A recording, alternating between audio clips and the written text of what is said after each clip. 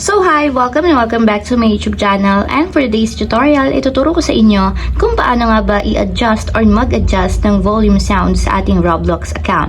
But first, kindly subscribe to my channel and don't forget to hit the subscribe button and the bell to notify you for my new updates. And once you learn more, just keep on watching and let's start.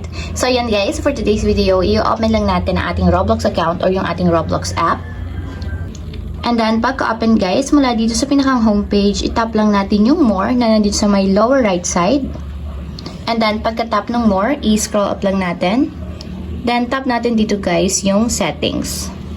So, pagka-tap ng settings, tap naman natin dito yung device preferences. So, dito sa device preferences, i-scroll up lang natin.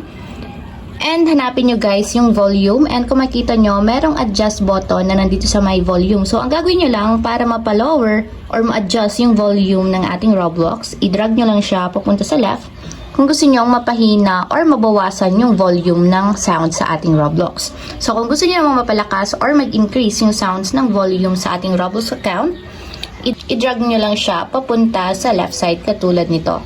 And mapapansin nyo guys na na-adjust na or nababago yung sounds niya kapag in-adjust nyo dito sa volume button.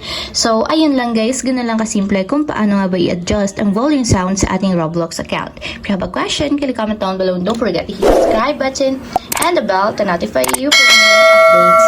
And thank you for watching! Living life, every day, late at night, not okay.